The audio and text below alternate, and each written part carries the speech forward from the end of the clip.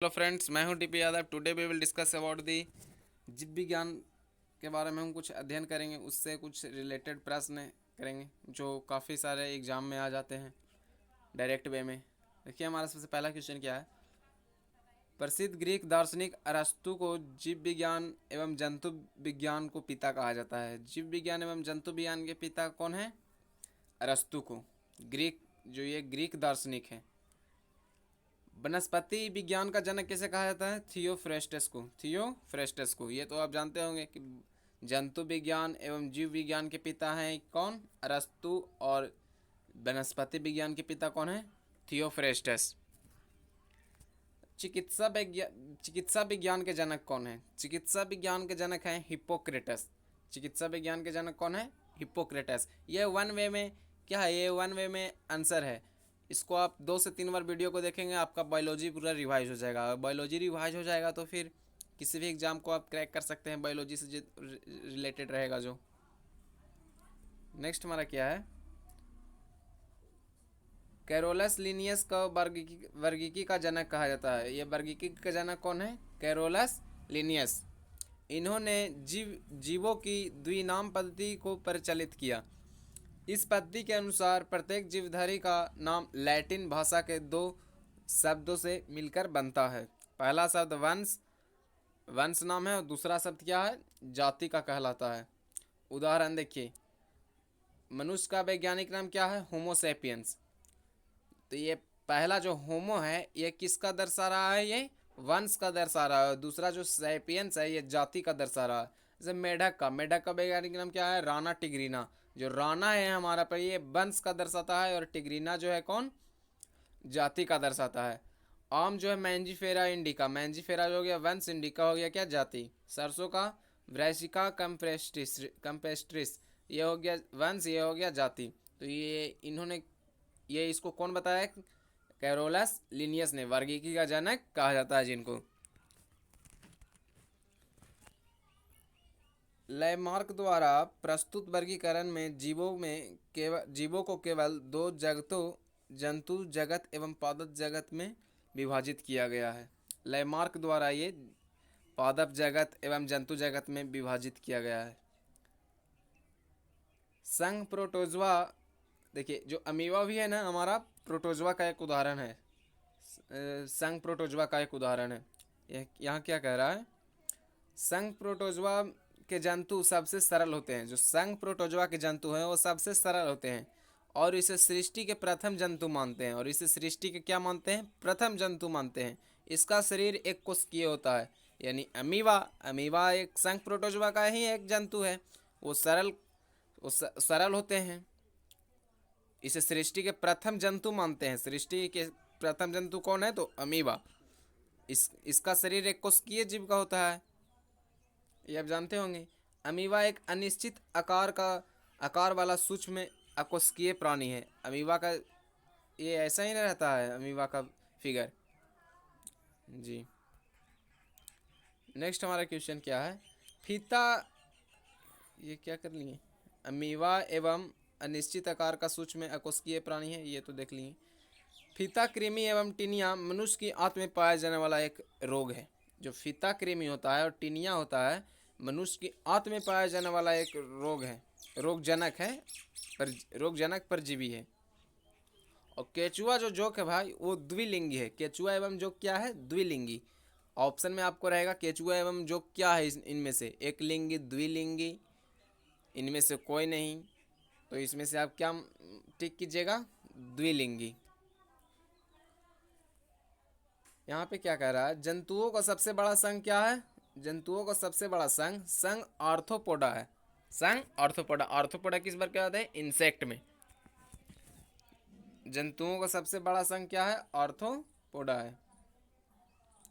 घोंघा, सीप आदि का खोल कैल्शियम कार्बोनेट का बना होता है। जो घोंघा होता है, सीप होता है, ये सब का खोल जो ऊपर वाला रहता है वो किसका बना होता है? कैल्शियम कार्बोनेट का बना होता है। आपको से कोई पूछेगा तो कैल्शियम कार्बोनेट का बना होता है।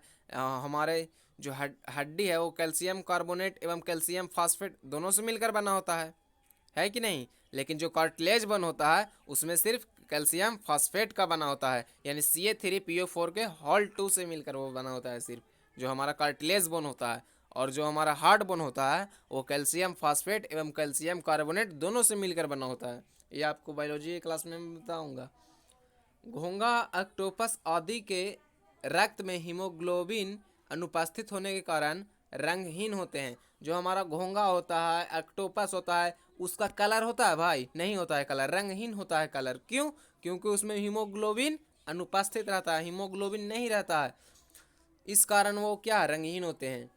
सीपिया जैसे कुछ जंतु में हीमोसाइनिन के कारण, हीमोसाइनिन मतलब आप ब्लू समझिए, हीमो मतलब ब्लड हो गया और साइनिन मतलब ब्लू। तो सीपिया जैसे कुछ जंतु में हीमोसाइनिन के कारण रक्त का रंग क्या होता है? नीला होता है। नेक्स्ट हमारा क्या, शैतानी मछली के नाम से किन्हें जाना जाता है? तो ऑक्टोपस जो हमारा होता है उसे शैतानी मछली के नाम से जाना जाता है। ऑक्टोपस जो होता है वो किसके नाम से जाना जाता है? शैतानी मछली के नाम से जाना जाता है। ऑक्टोपस को हम क्या कह सकते हैं? शैतानी मछली। अमीबा, देखिए यहाँ पे आ गया ना, अमीबा प्रोटोजोआ का संघ है, जो सृष्टि का सबसे पहला जंतु माना जाता है। और ये कोशिकीय होते हैं, ये आपको पहले ही बताया गया था। यहाँ पे कह रहा है पेचिस नामक जो रोग है वो एंट अमीबा द्वारा फैलता है। जो पेचिस हमारा रोग होता है वो किसके द्वारा फैलता है? एंट अमीबा के द्वारा फैलता है। ये जो हिप्पोकैम्पस है, हिप्पोकैम्पस हमारा क्या है? एक मिनट।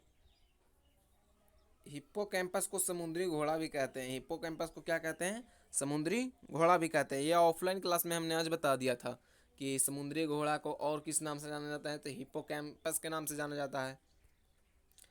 समुद्री घोड़ा किस वर्ग का आता है? समुद्री घोड़ा आता है मत्स्य वर्ग का आता है, उसे क्या कहते हैं? और हिप्पोकैम्पस। मेढक उभयचर है क्योंकि यह जल स्थल चर जंतु है। मेढक क्या है? उभयचर है क्योंकि यह जल स्थल चर जंतु है, जल में भी रहता है, स्थल पर भी रह जाता है। ये मेढक त्वचा से श्वसन करता है। मेढक किस चीज से त्वचा से श्वसन करता है?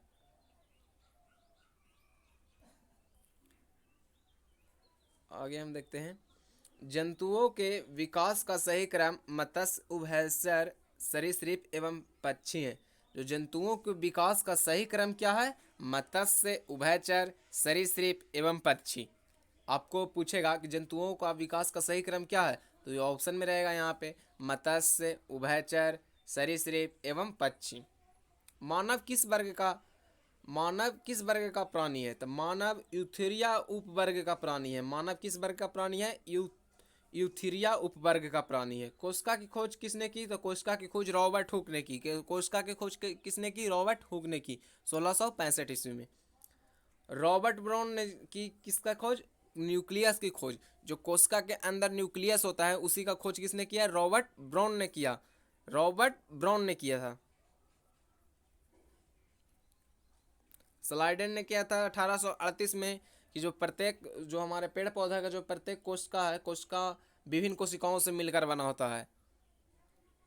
और 1839 में यही करीब स्वान ने बताया था कि जंतु कोशिकाओं में भी विभिन्न ये कोशिका का विभाजन होता है, कोशिका से मिलकर बने होते हैं। ये स्वान ने बता दिया था 1839 में। 1838 में वो बताएं स्लाइडेन कि पेड़ पौधों में विभिन्न कोशिकाओं पाए जाते हैं।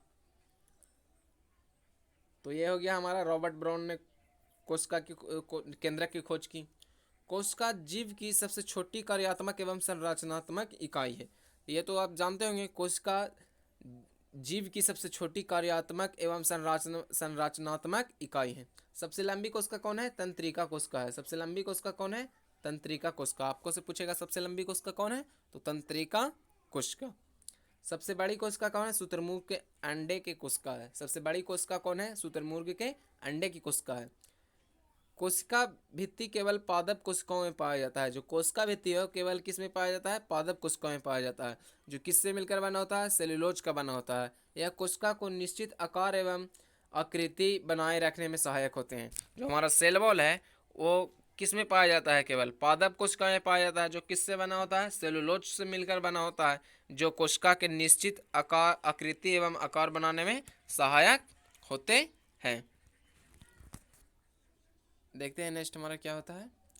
ऊर्जा युक्त कार्बनिक पदार्थों का ऑक्सीकरण माइटोकॉन्ड्रिया में होता है। जो ऊर्जा युक्त ऑर्गेनिक मटेरियल है उसका ऑक्सीकरण क्या होता है? माइटोकॉन्ड्रिया में होता है। ऊर्जा युक्त ऑर्गेनिक मटेरियल का ऑक्सीकरण कहाँ होता है? ऑक्सीडेशन कहाँ होता है? माइटोकॉन्ड्रिया में होता है, जिसमें काफ़ी मात्रा में ऊर्जा प्राप्त होती है। जिसमें काफ़ी मात्रा में क्या होती है? हमें ऊर्जा प्राप्त होती है। इसके लिए माइटोकॉन्ड्रिया को कोशिका का शक्ति केंद्र कहा जाता है, पावर हाउस कहा दिया। तो किसका शक्ति केंद्र, कोशिका का शक्ति केंद्र किसको कहते हैं? माइटोकॉन्ड्रिया को। पावर हाउस ऑफ सेल किसको कहेंगे? माइटोकॉन्ड्रिया को। समझ गए आप? कोशिका का शक्ति केंद्र किसे कहेंगे? माइटोकॉन्ड्रिया को। कोशिका का शक्ति केंद्र किसे कहेंगे बाबू? माइटोकॉन्ड्रिया को। रिक्तिका में एंथोसाइनिन जैसे पदार्थ होते हैं, एंथोसाइनिन जैसे पदार्थ होते हैं, जिसके कारण फूलों का रंग लाल, नीला, पीला आदि होता है। रिक्तिका में क्या होते हैं? एंथोसाइनिन जैसे पदार्थ होते हैं। एंथोसाइनिन के कारण ही फूलों का रंग क्या होता है? पीला होता है, नीला होता है, लाल होता है। किसके कारण बाबू? एंथोसाइनिन के कारण। सो जय हिंद, जय भारत। मिलते हैं अगले वीडियो में।